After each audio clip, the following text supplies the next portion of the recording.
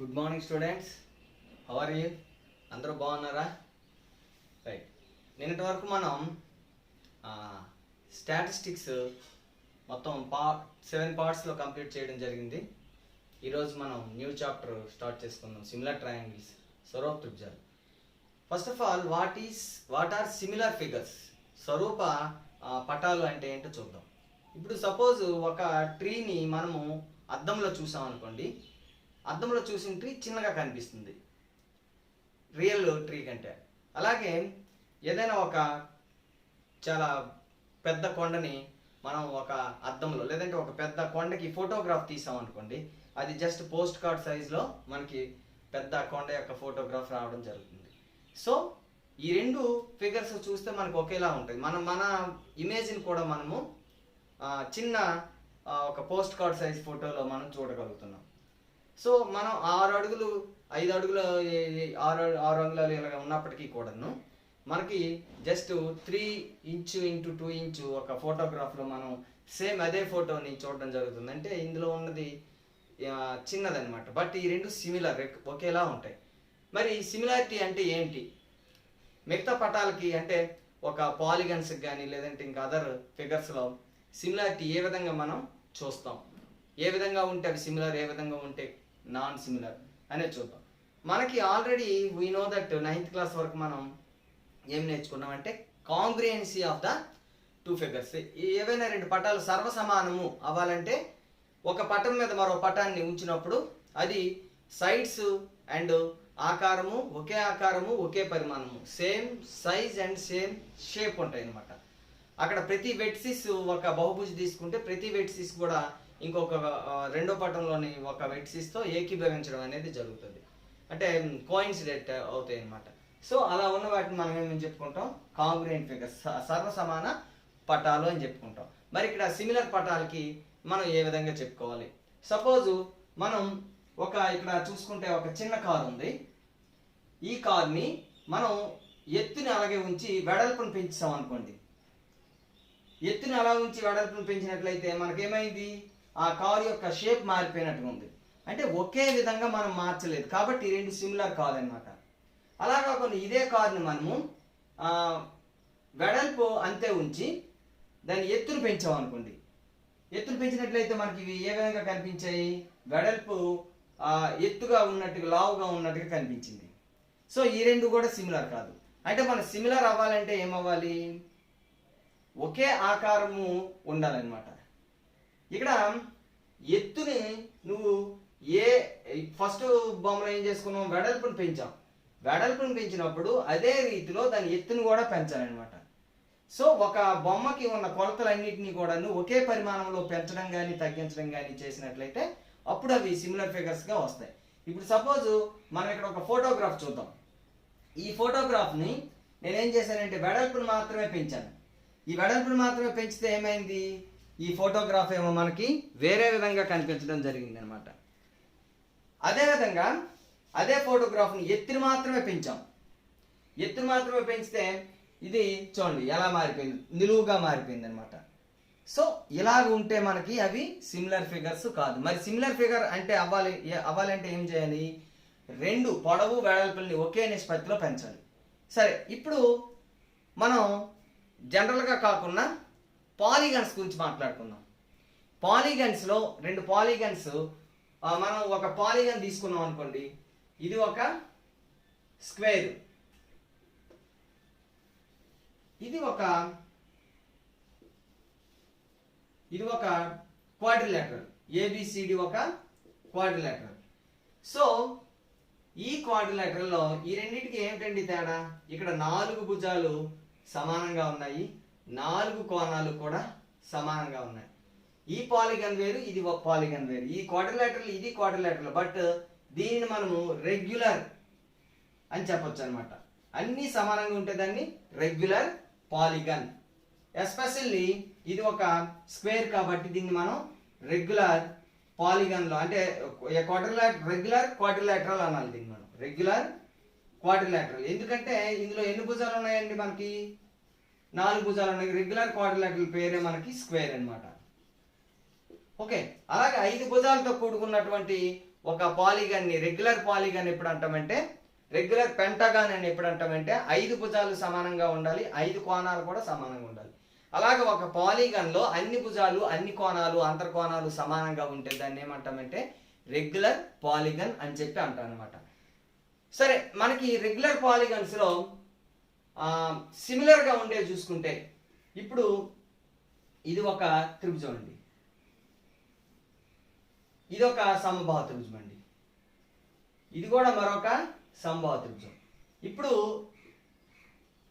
లోపల ఉన్నటువంటి చిన్న త్రిభుజము సమబాహు త్రిభుజమే, బయట ఉన్న చిన్న త్రిభుజం పెద్ద త్రిభుజం కూడా సమబాహు త్రిభుజమే. ఈ రెండు త్రిభుజాలు స్వరూపాలు అవుతాయి. అంటే దాన్ని ఒకేలాగా పెంచాం, పొడవల్ని అన్ని పొడవల్ని ఒకేలా పెంచాం, అన్ని కోణాలు 60 డిగ్రీలు ఉంటాయి, మన అందరికీ తెలిసిందే. సో అలాగే ఒక స్క్వేర్ తీసుకున్నాం అనుకోండి, ఈ స్క్వేర్ చూసుకున్నట్లయితే ఈ స్క్వేర్స్ అన్ని కూడాను ఈ భుజాల సైజులను మనము పెంచుకుంటూ వెళ్ళాం. ఇలా పెంచుకుంటూ వెళ్తే రకరకాలైనటువంటి స్క్వేర్స్ వచ్చాయి. అలాగే ఒక సర్కిల్ తీసుకుందాం, రేడియస్ అని పెంచుకుంటూ వెళ్ళాం, కాన్సెంట్రిక్ సర్కిల్స్ లాగా మనం గీసాం. ఇప్పుడు ఇవన్నీ కూడాను సర్వసమానం అయితే కాదు, కానీ సిమిలర్ అవుతాయి. ఎందుకంటే ఇక్కడ మనకి సిమిలర్ అయ్యేసరికి కండిషన్స్ ఏమంటే వస్తాయి. ఫస్ట్ అంటే ఈ కోణాలన్నీ సమానంగా ఉంటాయి, ఈ 3 కోణాలు కూడా సమానంగా ఉంటాయి, అలాగే ఈ 3 కోణాలు కూడా సమానంగా ఉంటాయి అన్నమాట. అలాగే వీటి నిష్పత్తి 4 సెంటీమీటర్లు, ఇది 6 సెంటీమీటర్లు, ఇది 8 సెంటీమీటర్లు ఉంటే, ఇది 4, 6, 8 ఉంటే ప్రతిదానికి ఈ మొదటి త్రిభుజంలో ఈ భుజానికి ఈ భుజానికి ఉన్న నిష్పత్తి సమానంగా ఉండడం జరుగుతుంది. ఇక్కడేమో 4/6, 4/6, ఇది కూడా 4 కాబట్టి 4/6. సో అంటే రెండోది ఏంటంటే, ఫస్ట్ ఏంటి, కోణాలు సమానం. That means angles are equal, angles are equal, corresponding angles especial. అలాగే ratio of corresponding sides, ratio of corresponding sides are equal. That means not corresponding sides are equal. If corresponding sides are equal, then they are congruent. That means సర్వసమాన పటాలు. కానీ ఇక్కడ ratio equal, ఇక్కడ కూడా 4/6, రెండో దీంట్లో 4/6, మూడో దాంట్లో కూడా 4/6. ఇక్కడ కూడా చూసుకుంటే ఇవన్నీ స్క్వేర్స్ కాబట్టి ఈ భుజాలన్నీ కూడాను సమానంగా ఉంటాయి. ఈ రెండింటి యొక్క నిష్పత్తి కూడా 4/6. ఇక్కడ కోణాలన్నీ 90 డిగ్రీసే, ఇక్కడైతే కోణాలన్నీ 60 డిగ్రీస్ ఉంటాయి. ఇందులో ఓకే, ఇందులోనైతే 90 డిగ్రీస్ ఉంటాయి. సో రెండు బహుభుజులు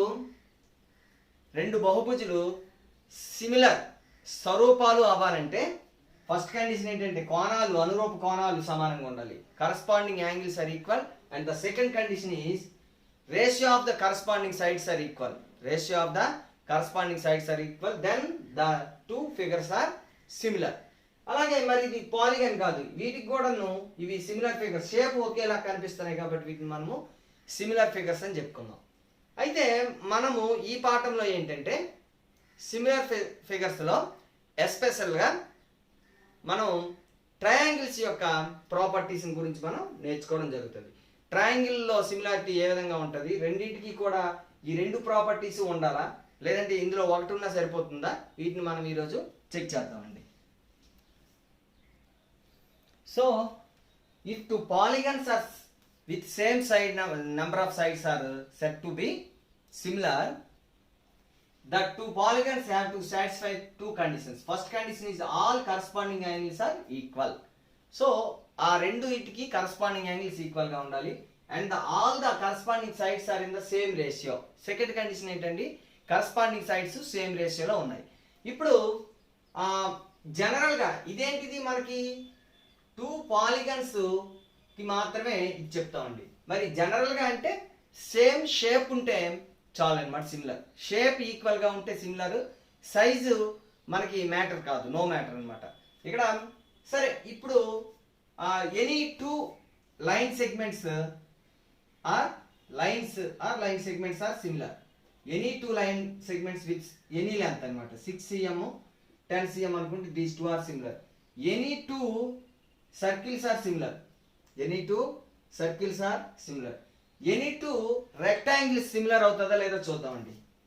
ఒక రెక్టాంగిల్ తీసుకుందామండి, 2 3, అండ్ ఎవ్రీ యాంగిల్ మనకు తెలిసి 90 డిగ్రీస్ అని. మరో రెక్టాంగిల్ తీసుకుందామండి 5 6 తో. ఇప్పుడు ఈ రెండు రెక్టాంగిల్స్ సిమిలరా కాదంటే, ఇక్కడ all the angles are right angles అండి. All the angles are right angles. So first condition satisfy అయిందండి, యాంగిల్స్ ఈక్వల్.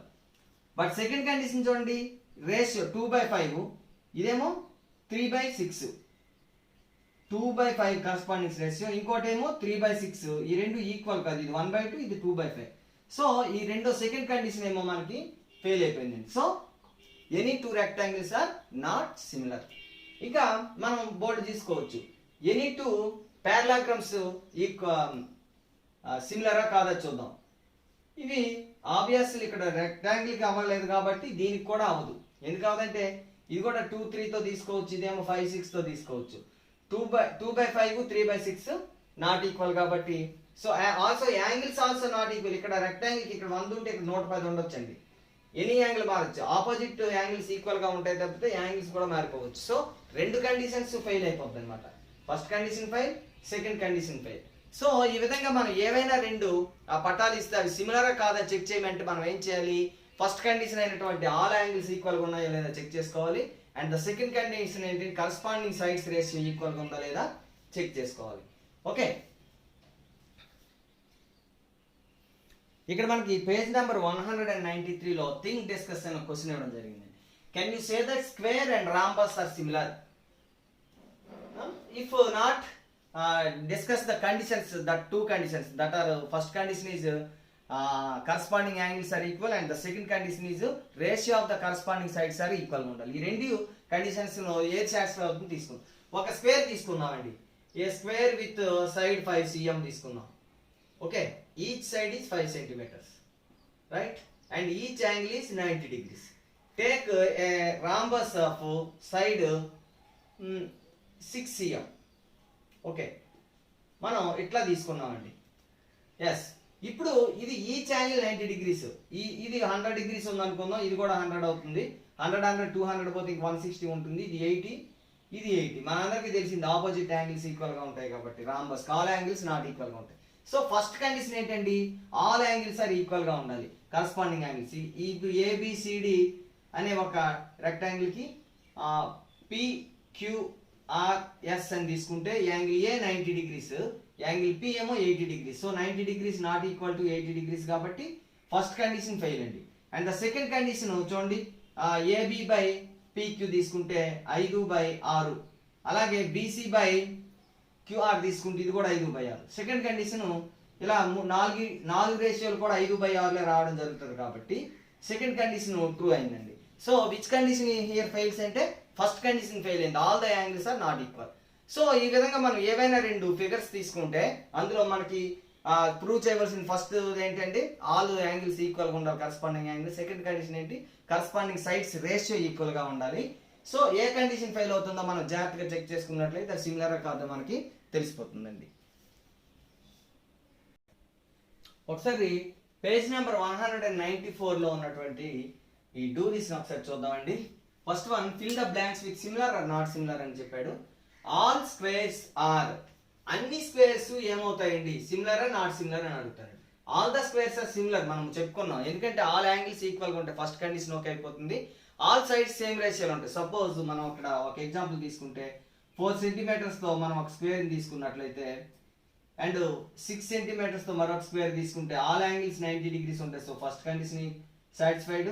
సెకండ్ కండిషన్ ఏంటండి, రేషియో అంటే ప్రతి రేషియో 4/6 కదా ఉంటుందండి. సో ఇది కూడా ఈక్వల్ అండి. So these are all squares are similar అని మనం చెప్పుకోవచ్చండి. ఓకే, నెక్స్ట్ వన్ చూద్దామండి. Second one, all equilateral triangles. ఒక ఈక్విలాటరల్ ట్రయాంగిల్ అంటే మనకి ప్రతి యాంగిల్ 60 degrees ఉంటుందని మనం నేర్చుకున్నామండి. సో every angle 60 degrees, every side 3 centimeters తో తీసుకున్నాం for example. And second one 4 centimeters తో తీసుకుంటే ఎవ్రీ యాంగిల్ 60 degrees ఉంటుంది. సో ఫస్ట్ కండిషన్ ఏంటండి, all angles are corresponding angles are equal గా ఉన్నాయి. సెకండ్ కండిషన్ ఏంటండి, ratio 3/4 3/4 3/4. So all the ratios are corresponding sides ratio equal గా ఉంది. So second condition కూడా సాటిస్ఫై అయిపోయింది కాబట్టి so all equilateral triangles are similar అని చెప్పుకోవచ్చు. Third one, all isosceles triangle. What are isosceles triangle అంటే 2 sides equal గా ఉంటాయి, అంటే ఈ రెండు యాంగిల్స్ ఈక్వల్ గా ఉంటాయండి. మరొక ఐసోసెల్స్ ట్రయాంగిల్ తీసుకుందాం, ఈ 2 sides ఈక్వల్ అనుకుందాం, అంటే ఈ రెండు యాంగిల్స్ కూడా ఈక్వల్ గా ఉండడం జరుగుతుంది. సపోజ్ ఇది 4, ఇది 4 సెంటీమీటర్స్ అనుకుందాం, ఇది 6, ఇది 6 అనుకుందాం, ఇదేమో ఏదో 7 అనుకుందాం, దీన్నేమో 5 సెంటీమీటర్స్ అనుకుందాం. ఇక్కడ రెండు కండిషన్స్ ఫెయిల్ అవుతాయండి. ఫస్ట్ కండిషన్ ఏంటి, ఆల్ యాంగిల్స్ ఈక్వల్ గా ఉండాలి. సపోజ్ ఇది 70 డిగ్రీస్ ఉండి 70 డిగ్రీస్ పోతే ఇంకా 110 డిగ్రీస్ అంటే ఇది 55, ఇది 55 ఉంటుందండి. ఇదేమో 50 డిగ్రీస్, ఇది 50 డిగ్రీస్ అనుకోండి, ఇదేమో 80 డిగ్రీస్ అనుకోండి. ఇక్కడ చూడండి, ఈ విధంగా సాధ్యం అవుతుంది మనకి. అన్నిటికీ సాటిస్ఫై అవ్వాలి కదా, ఒక్కటి ఫెయిల్ అయినా ఫెయిల్ అయినట్టే. సో యాంగిల్స్ ఫెయిల్ అయిపోయింది. సెకండ్ వన్ ఏంటంటే ratio of the corresponding side 6/4, 6/4 okay, but this is 7/5. 6/4, 6/4 equal గా అవుతాయి కానీ 7/5 ఆ రెండింటికి not equal. So second condition కూడా ఫెయిల్ అయిపోయింది. So all isosceles triangles are not similar అని మనం చెప్పుకోవచ్చండి. Okay, next one, two polygons with same number of sides are dash. ఈ ఫస్ట్ వన్ ఏంటి, corresponding angles are equal and corresponding sides are in same ratio. అసలు polygons ఈ similar అని చెప్పుకోవాలనుకుంటే మన తాలూకా డెఫినేషన్ అదండి, కరస్పాండింగ్ యాంగిల్స్ ఈక్వల్ గా ఉండాలి, కరస్పాండింగ్ సైడ్స్ సేమ్ రేషియో ఉండాలి. So two polygons with same number of sides are similar if corresponding angles equal and corresponding sides in the same ratio. Next, fifth one, reduced and enlarged photographs. ఇప్పుడు మనం ఒక photograph ని తీసుకెళ్లి దీన్ని కొంచెం big photograph చేయమంటే ఇక్కడ చేసేటప్పుడు ఇది సపోజ్ 90 డిగ్రీస్ యాంగిల్ తో ఉందంటే ఫస్ట్ కండిషన్ ఏంటి, ఆల్ యాంగిల్స్ ఈక్వల్ గా ఉంటాయి. ఇందులో కూడా 90 డిగ్రీస్ వస్తాయి. అండ్ ద సెకండ్ కండిషన్ ఏంటంటే రేషియో. ఇప్పుడు సపోజ్ 4 ఉంది, దాన్ని మనం 12 చేయించాం. ఈ 4 కూడా ఎంత అవుద్ది, సపోజ్ ఇది 6 ఉంది అనుకోండి, ఈ 6 ఎంత అవ్వాలి, 4 3 టైమ్స్ పెరిగిందంటే 6 కూడా 3 టైమ్స్ పెరిగి 18 అవ్వాలి. ఒకవేళ అవ్వకపోతే ఏమవుతుంది, ఇక్కడ 4 ని 12 చేసాము, 6 18 అవ్వకపోతే ఏమవుతుందంటే ఆ ఫోటోగ్రాఫ్ సన్నగా అయిపోవడం కానీ లేకపోతే లావుగా అయిపోవడం కానీ జరుగుతుంది అనమాట. మనం ఆల్రెడీ మాట్లాడుకున్నాడు. సో ఎన్లార్జ్డ్ ఫోటోగ్రాఫ్స్ తాలూకా రేషియో కంపల్సరీగా ఈక్వల్ గా ఉంటుంది. సో సెకండ్ కండిషన్ కూడా సాటిస్ఫై. సో మనం ఏం చెప్పొచ్చు అంటే reduced and enlarged photographs are similar అని చెప్పుకోవచ్చు అనమాట. Reduced and enlarged photographs always similar అని మనము చెప్పుకోవచ్చు. And the sixth one, rhombus and square are. మనం ఆల్రెడీ చెప్పాం, ఒక రాంబస్ ని ఒక స్క్వేర్ ని తీసుకుంటే ఈ రాంబస్ 4 cm తో ఉందనుకోండి ప్రతిదీ, ఇదేమో 6 cm తో ఉన్నటువంటి స్క్వేర్ అనుకోండి. ఇక్కడ ఎవ్రీ యాంగిల్ 90 ఉంటుంది, ఇక్కడ ఎవ్రీ యాంగిల్ ఎంతైనా ఉండొచ్చు. ఇక్కడ మనం సపోజ్ 80 తీసుకుందాం, 160 పోతే ఇక 200 ఉంటుంది, ఇది 100 ఉంటుంది. ఇక్కడ యాంగిల్స్ ఫెయిల్ అయిపోయింది, ఫస్ట్ కండిషన్ ఫెయిల్ అయింది. సెకండ్ కండిషన్ ఏంటి, కరస్పాండింగ్ సైడ్స్ రేషియో మాత్రం ఈక్వల్ గా ఉంటుంది, అంతా 6/4. సో సెకండ్ కండిషన్ సాటిస్ఫై అవుతుంది. So we can say that first condition fail అయింది కాబట్టి నాట్ సిమిలర్ ఏమని చెప్పొచ్చు, మనము నాట్ సిమిలర్ అని చెప్పొచ్చు. ఓకే, డూ దిస్ లో సెకండ్ క్వశ్చన్ చూస్తే రైట్ ట్రూ ఆర్ ఫాల్స్. ఇక్కడ మనకి ఇచ్చినవి ట్రూ ఆర్ ఫాల్స్ చెప్పాలండి. Any two similar figures are congruent. Similar figures అంటే కరస్పాండింగ్ యాంగిల్స్ ఈక్వల్ గా ఉంటాయి, కరస్పాండింగ్ సైడ్స్ సేమ్ రేషియోలో ఉంటాయి. బట్ కాంగ్రుయెంట్ అవ్వాలంటే కరస్పాండింగ్ సైడ్స్ ఈక్వల్ గా ఉండాలి. సో ఇక్కడ మనం క్లియర్ గా ఒక రాంబస్ తీసుకున్నాం అనుకోండి, ఒక స్క్వేర్ తీసుకుందాం, మరొక స్క్వేర్ తీసుకుందాం. Any two squares are similar అని చెప్పుకున్నాం with 4 cm and angle 90 degrees. ఇదేమో 6 cm విత్ యాంగిల్ 90 degrees ఉంటుంది కాబట్టి. So this is a square, this is a square, these two squares are similar but not congruent. Because they congruent అవ్వాలంటే ఏమవ్వాలి, size కూడా equal గా ఉండాలి. ఇది 4 cm side, ఇదేమో 6 cm side. So sizes ratio equal గా ఉంటే సరిపోదు, sizes must be equal, sides are equal గా ఉండాలి కాబట్టి. సో మనం దీన్ని ఏమని చెప్పొచ్చు, మనం ఫాల్స్ స్టేట్మెంట్ అని చెప్పుకోవచ్చు. Okay, second one, any two congruent figures are similar. Congruent figures automatic గా సిమిలర్ అవుతాయి, ఎందుకంటే అవి సేమ్ షేప్ సేమ్ సైజ్ ఉంటాయి. సో మనకి షేప్ ఈక్వల్ గా ఉంటే చాలు, సిమిలర్ అయిపోతాయి, సైజ్ ఈక్వల్ గా ఉండక్కర్లేదు. ఇప్పుడు ఈ రెండు షేప్ ఈక్వల్ కాబట్టి సిమిలర్ అయిపోతాయి. సో మనం ఏమని చెప్పొచ్చు అంటే any two congruent figures are always similar, this is true. Okay, third one, any two polygons are similar if all corresponding angles are equal. ఇక్కడ ఆల్ కరస్పాండింగ్ యాంగిల్స్ ఈక్వల్ గా ఉంటే similar అయిపోద్ది అన్నాడు, అవ్వదు కదా. సపోజ్ ఒక రెండు రెక్టాంగిల్స్ తీసుకుందాం. ఇది ఒక rectangle with 2 cm side, 5 cm length and breadth and 90 degrees angle ఉంటుందని మనందరికి తెలుసు. మరొక రెక్టాంగిల్ తీసుకుందాం, ఇదేమో 4 సెంటీమీటర్ సైడ్, ఇదేమో 6 centimetre side. All angles 90 degrees ఉంటాయని మనకి తెలుసు. ఇక్కడ ఫస్ట్ కండిషన్ ఏంటండి, all angles are 90 degrees. So all angles corresponding angles equal గా ఉంది. First condition okay. But second condition ఏంటి, ratio of the corresponding sides 2/4, ఇదేమో 5/6, ఈ రెండు నాట్ ఈక్వల్. కాబట్టి సెకండ్ కండిషన్ ఫెయిల్ అయింది. సో ఫస్ట్ కండిషన్ అయినటువంటి యాంగిల్స్ ఈక్వల్ గా ఉన్నంత మాత్రాన అవి కరస్పాండింగ్ సైడ్స్ ఈక్వల్ రేషియోలో ఉండవు అని మనము చెప్పుకోవచ్చు. సో ఏమవుతుంది, ఇది ఫాల్స్ స్టేట్మెంట్. సో కంపల్సరీగా ఏమవ్వాలి, టూ పాలిగన్స్ సిమిలర్ అవ్వాలంటే the corresponding sides also must be in the same ratio. So second condition ఇక్కడ వాడు ఇవ్వలేదు కాబట్టి సెకండ్ కండిషన్ సాటిస్ఫై అయితేనే సిమిలర్ అవుతుంది. So these two are not similar. అన్నిటికీ అవ్వవు, బట్ ట్రయాంగిల్స్ లో అయితే అయిపోతుంది. చూద్దాం తర్వాత దాని గురించి. ఇప్పుడు థర్డ్ క్వశ్చన్ చూద్దాం. Okay, third one, give to different examples of pair of similar figures కి నాన్ సిమిలర్ ఫిగర్స్ కి టూ ఎగ్జాంపుల్స్ ని ఇవ్వమని చెప్పడం జరిగింది అనమాట. ఓకే, సిమిలర్ ఫిగర్స్ కి తీసుకుంటే ఫస్ట్ క్వశ్చన్ కానీ సిమిలర్ ఫిగర్స్ కి ఎగ్జాంపుల్ చెప్పాలంటే any two squares are similar, అలాగే any two equilateral triangles are similar, any two regular pentagons are similar. అంటే విత్ 5 సైడ్స్ అన్నమాట. A polygon with 5 sides, 5 equal sides and angles కూడా ఈక్వల్గా ఉంటాయి. ఇవన్నీ సిమిలర్ గా ఉంటాయి.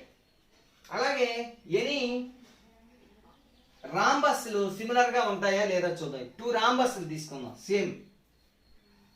ఇప్పుడు ఇది ఒక రాంబస్, ఇది యాంగిల్ 60 60 120 పోతే ఇంక 240 ఉంటుంది. 240 అంటే 120 120. సో 360 సరిపోవాలి, జాగ్రత్తగా సెట్ చేసుకోవాలి. 240 ప్లస్ 120 సరిపోయింది. సో ఇంకొక పాలిగన్ తీసుకుందాం. ఈ యాంగిల్ 100 డిగ్రీస్ తీసుకుందాం. ఇది కూడా 100 డిగ్రీస్ అవుతుంది. సో 200 పోతే ఇంకా 160 ఉంటుంది. ఇది 80 అవుతుంది. ఇక్కడ సైడ్స్ మాత్రం సేమ్ తీసుకుని 4 సెంటీమీటర్స్ ఈచ్ వన్ తీసుకుందాం. ఇది కూడా 4 సెంటీమీటర్ తీసుకుందాం. ఇప్పుడు ఈ రెండు చూడండి, యాంగిల్స్ సైడ్స్ రేషియో సేమ్ ఉంది. అంటే second condition okay. First condition అయినటువంటి యాంగిల్స్ ఈక్వల్ గా ఉండాలి, అది లేదు.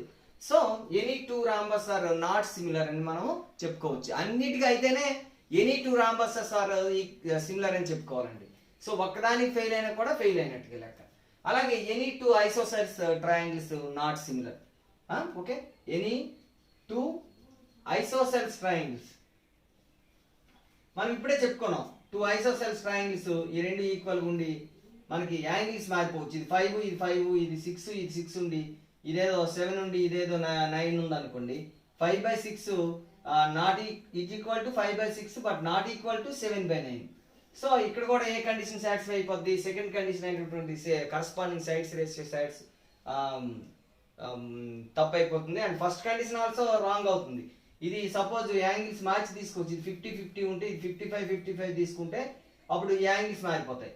సో ఈ సేమ్ కరస్పాండింగ్ యాంగిల్స్ ఈక్వల్ గా లేదు కాబట్టి ఫస్ట్ కండిషన్ కూడా ఫెయిల్ అవుతుంది. Any two rectangles not similar, any two parallelograms not similar, any two మన వరుసగా చూసుకున్నట్లయితే first of all squares, any two squares are similar. Second condition తీసుకుందాం. Any two rhombus not similar, any two rectangles not similar, any two parallelograms not similar, any two trapeziums not similar. So ఒక squares కి మాత్రమే similar అవుతాయి, మిగతావేవి కూడాను similar అవ్వడానికి ఒక్కొక్కసారి miss అవ్వడానికి కూడా అవకాశం ఉంటుంది. So this is the do this. Now we move to similarity of triangles. Right, similarity of triangles. మనం ట్రయాంగిల్స్ యొక్క సిమిలారిటీ గురించి ఈ చాప్టర్ లో మనం డిస్కస్ చేసుకుంటాం. సో 2 పాలిగన్స్ సిమిలర్ గా ఉండాలంటే 2 కండిషన్స్ అని చెప్పుకున్నాం. First condition is corresponding angles equal గా ఉండాలి. And the second condition is corresponding sides ratio, the ratio of the corresponding sides are in the same లేదా ఆర్ ఇన్ ప్రొపోర్షన్ అని చెప్పుకుంటాం. But also these two triangle is a polygon, the triangles have to satisfy the 2 condition, then they are similar. Okay, ఇప్పుడు suppose triangle ABC similar to triangle DEF అని మనం అనుకుందాం. Okay, so what is the first condition అంటే the corresponding angles are equal. Corresponding జాగ్రత్తగా గుర్తుపెట్టుకోండి, first A ఇక్కడ D. So angle ఏకి equal గా ఉండవలసిందేది angle D. Next one angle B equal to angle E, second one. And third vertices angle C is equal to angle F. And the sides ratio equal గా ఉండాలి. That means DE by AB is equal to EF by BC is equal to DF by AC. Okay, ఈ sides తాలూకు ratio equal గా ఉంటుంది. Let it be కే. దీన్ని మనం scale factor అంటామండి. Okay, లేదా స్కేల్ అని కూడా అనొచ్చు మనం. ఓకే, అనుపాత స్థిరాంకము. ఓకే, స్కేలు గుణకము కూడా అనొచ్చు మనం దీన్ని.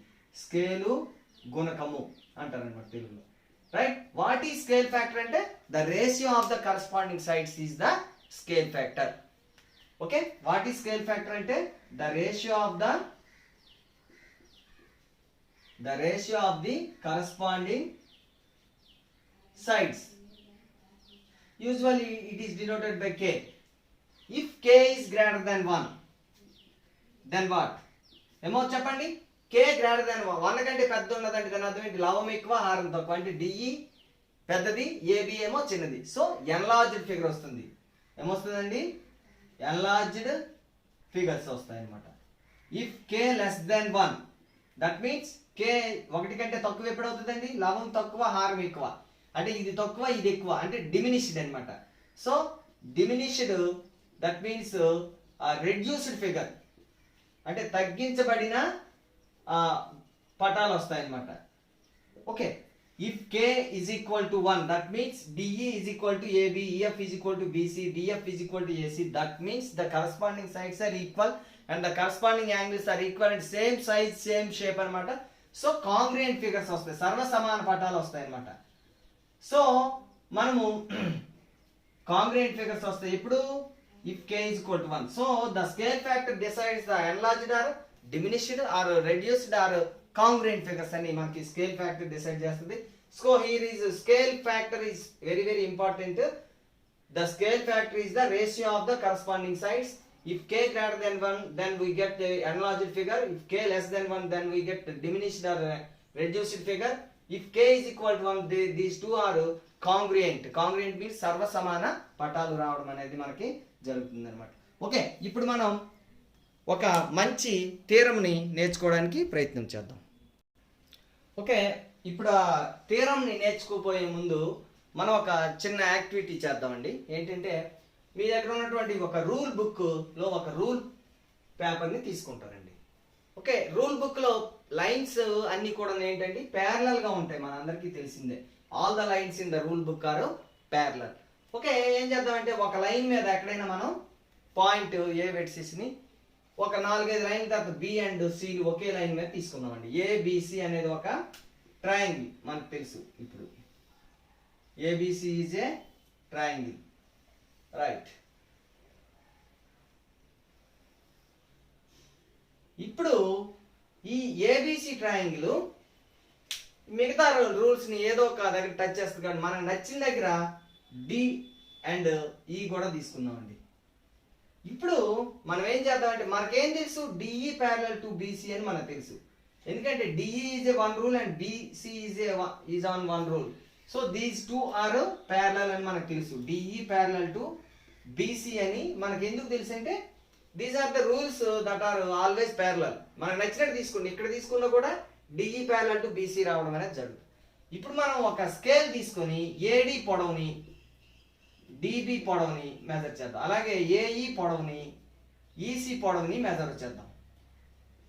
మెజర్ చేస్తే మనకి ఏడి పొడవు ఒక 6 సెంటీమీటర్స్ వచ్చింది అనుకోండి, డిఈ ఒక ఏఈ ఒక ఏదో 9 సెంటీమీటర్స్ అని వచ్చింది అనుకోండి, డిబి పొడవేమో 2 సెంటీమీటర్స్ అని వస్తే ఇక్కడ ఇది 3 సెంటీమీటర్స్ వస్తుంది అనమాట. ఇక్కడ AD by DB find out చేద్దామండి. AD by DB is equal to 6/2 అంటే 2 1s are 2 3s, సో 3/1. అలాగే AE by EC find out చేద్దామండి. ఏఈ బై ఈసీ అంటే 9/3 అంటే ఏమవుతుంది 3 1s 3 3s ఇది కూడా 3/1 ఈ రెండు ఈక్వల్ అయ్యి సో మనం ఏం కన్క్లూడ్ చేసాం అప్పుడు AD by DB is equal to AE by EC అని వచ్చిందండి. ఎందుకు అలా వచ్చింది మరి అన్ని రూల్స్ ఏ రూల్ పేపర్ తీసుకున్నా అలాగే వస్తుందా?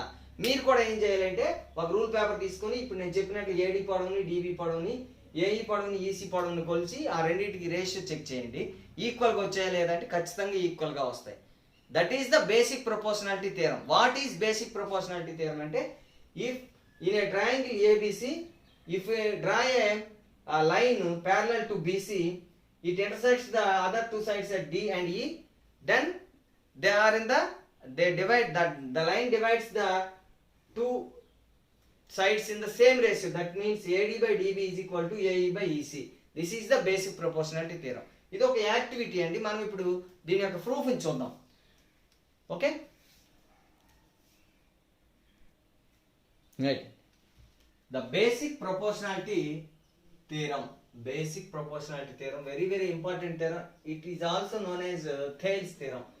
Thales అంటే ఇండియన్ సైంటిస్ట్ అండి. ఆయన ముందే చెప్పడం జరిగింది, ఫస్ట్ మన ఇండియన్ ఇంతకు ముందే చెప్పడం జరిగింది కాబట్టి దీనికి థేల్స్ థియరం అని పేరు కూడా పెట్టుకోవచ్చు. Sorry, Thales is not Indian. Okay, మొట్టమొదటిసారిగా చెప్పాడు కాబట్టి మనకి దాన్ని థేల్స్ థియరం అని కూడా అంటాం. Basic proportionality theorem. ఒకసారి theorem చదువుదామండి. If a line drawn parallel to one side of triangle, చూడండి ఇది ABC ఒక triangle, BC is one side, a line drawn to the parallel to the one side of a triangle DE to intersect the two other sides in distinct points. దీన్ని D and E అనే రెండు distinct points దగ్గర ఈ రెండు other sides ని అంటే దీనికి గీసిన parallel side కాకుండా మిగతా సైడ్స్ ని two distinct points దగ్గర ఇంటర్సెక్ట్ చేసింది. Then the other two sides divided in the same ratio. ఈ రెండు సైడ్లు కూడా సేమ్ రేషియోలో డివైడ్ అవుతాయి. అంటే ఈ ముక్క AD by DB is equal to AE by EC అని మనం ప్రూవ్ చేద్దాం అనమాట. ఓకే, వాట్ హీ గివెన్ అంటే DE parallel to BC అని ఇచ్చాడు. DE is a line parallel to one side, it intersects the other two sides at distinct points D and E, and these two sides are divided in the same ratio. That means AD by DB is equal to AE by EC అని మనం prove చేయాలి. Before proving that మనం ఒక చిన్న 9th క్లాస్లో మనం నేర్చుకున్నటువంటి ఒక విషయాన్ని చూద్దాం. ఏంటంటే ఇప్పుడు ఇవి టూ ప్యారలల్ లైన్స్ అనుకుందాం అండి. దీని మీద AB అనే ఒక బేస్ మీద ABC అనే ఒక ట్రయాంగిల్ అండ్ ABE అనే మరొక ట్రయాంగిల్ని మనం తీసుకున్నామండి. ఓకే, ఇప్పుడు మనం ఏం చేద్దామంటే ఈ రెండింటికి ఏరియా ఫైండ్ అవుట్ చేద్దామండి. Area of triangle ABC. Okay, ఇది ABC ట్రయాంగిల్ కదండి. ఇది ఈ ABC ట్రయాంగిల్ ఏరియా మనం ఫైండ్ అవుట్ చేయాలంటే ఇవి ప్యారలల్ లైన్స్. ఒకసారి మనం గుర్తు తెచ్చుకోండి, లెంత్ ఆఫ్ ప్యారలల్ లైన్స్ ఎక్కడైనా కూడాను distance between the two parallel lines equal గా ఉంటుంది. ఈ లెంత్ ఎంత ఉంటే ఇక్కడ కూడా అంతే ఉంటుంది. సో దీని యొక్క హైట్ అంటే ఇది ఒక హైట్ అవుతుందండి, ABE ట్రయాంగిల్ తాలూకు హైట్. దీని హైట్ కూడా సేమ్ హెచ్ఏ ఉంటుందండి. సో ఇప్పుడు area of ABC is equal to half base into height కాబట్టి, సో బేస్ ఏమో AB అండి, ఇక్కడ హైట్ ఏమో హెచ్ అండి.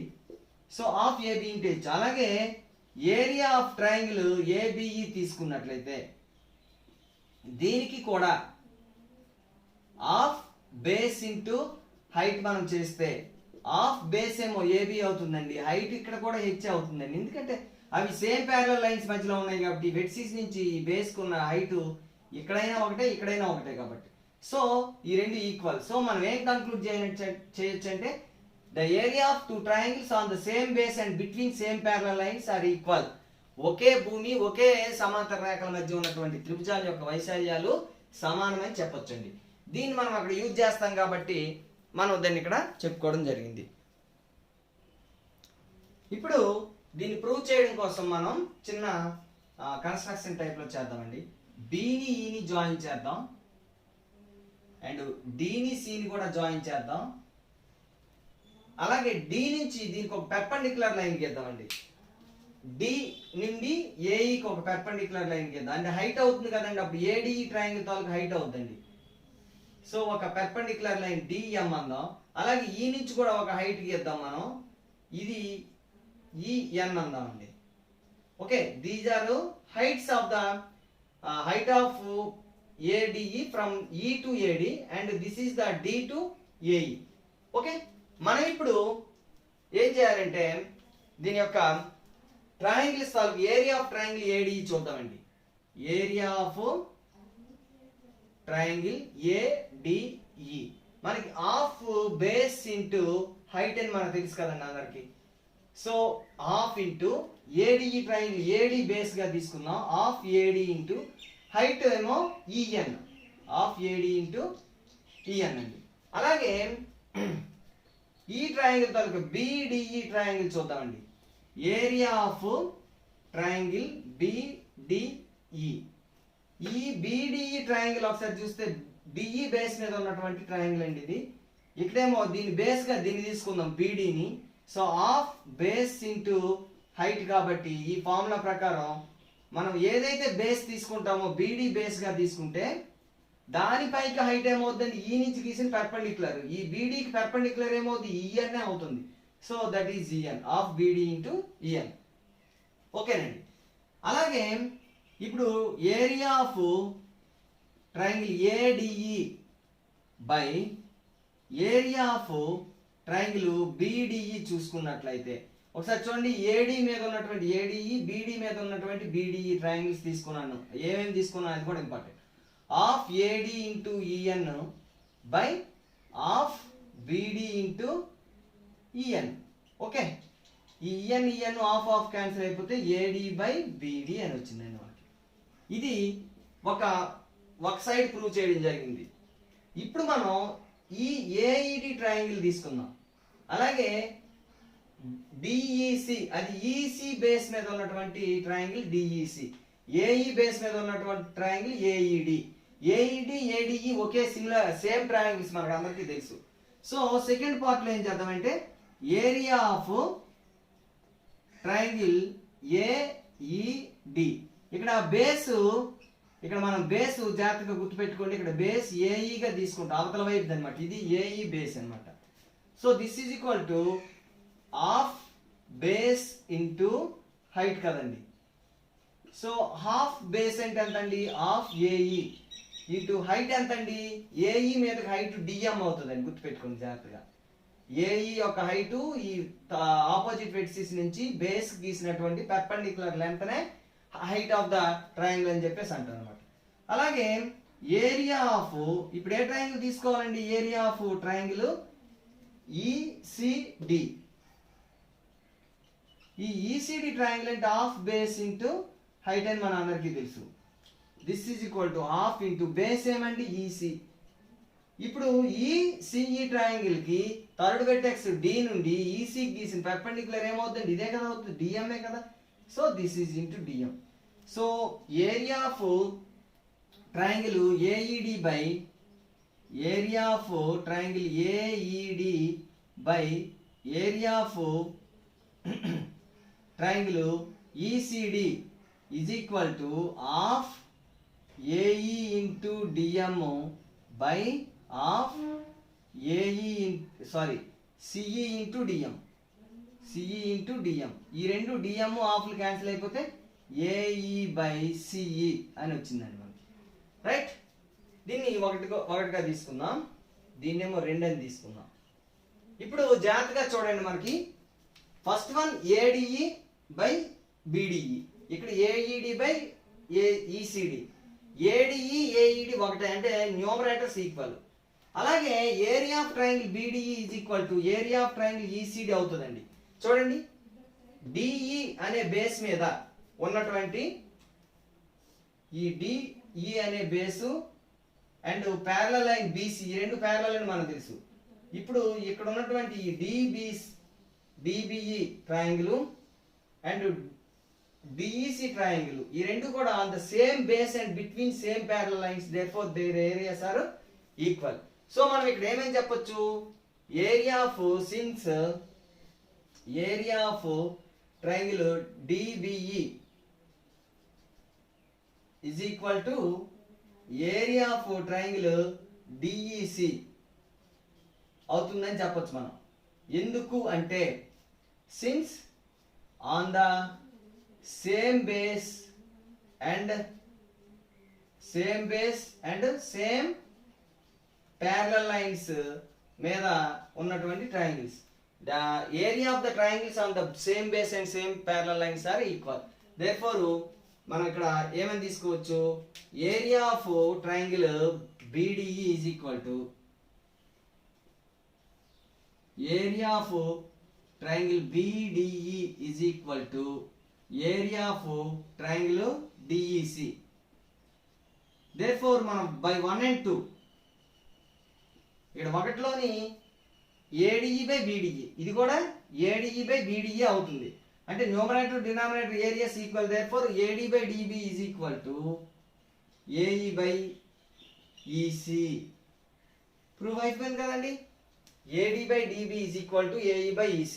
సో మనం ఇక్కడ దేనిని వాడాం జాగ్రత్తగా గమనించినట్లయితే DE బేస్ మీద ఉన్నటువంటి ఈ BDE triangle DEC triangle areas equal and ADE by BDE ADE by DEC. So అవి కూడా ఈక్వల్ అవుతాయి.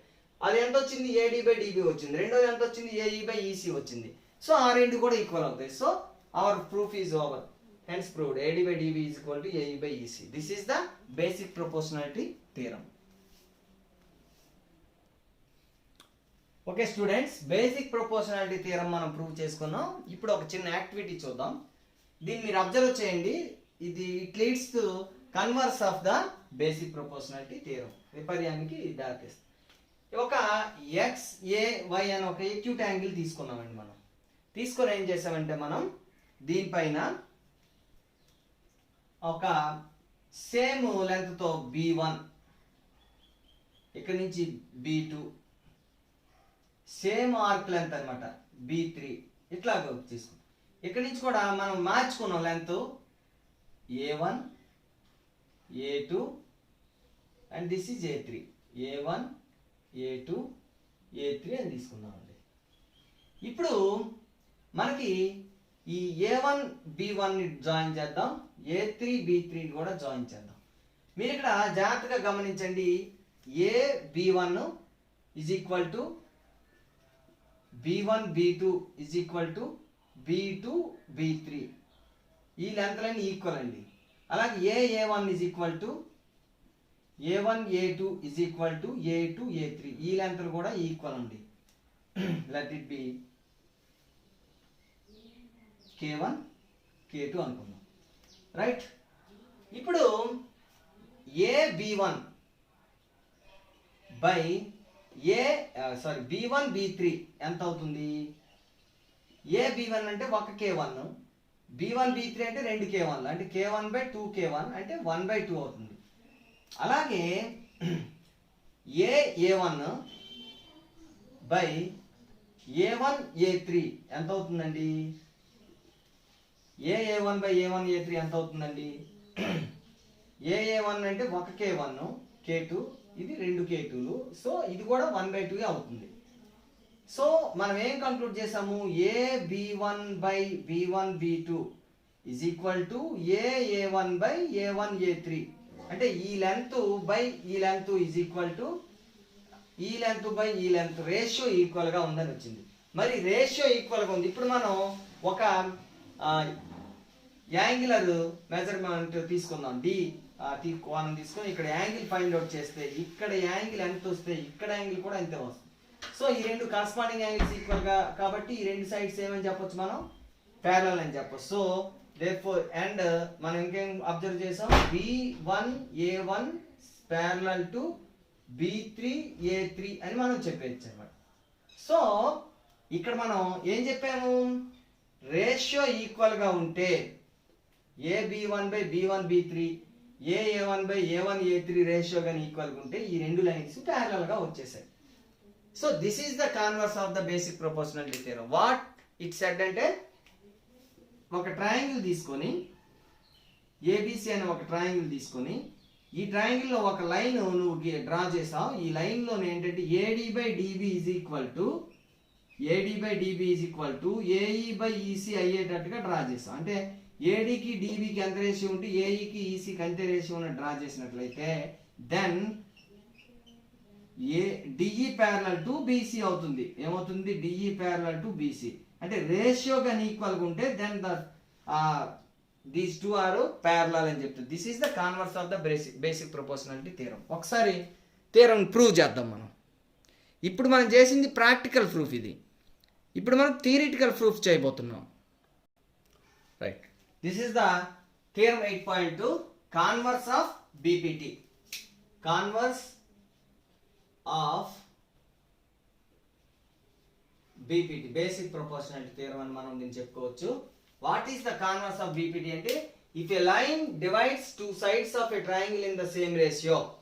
ఒక ట్రయాంగిల్ యొక్క టూ సైడ్స్ ని ఏడీని డిబిని ఏఈని ఈసీ అంటే AD by DB is equal to AE by EC అయ్యేటట్టుగా డివైడ్ చేస్తే then the line is parallel to third side. ఈ మూడో సైడ్ కి ప్యారలల్ గా ఉంటుందని ప్రూవ్ చేయాలి.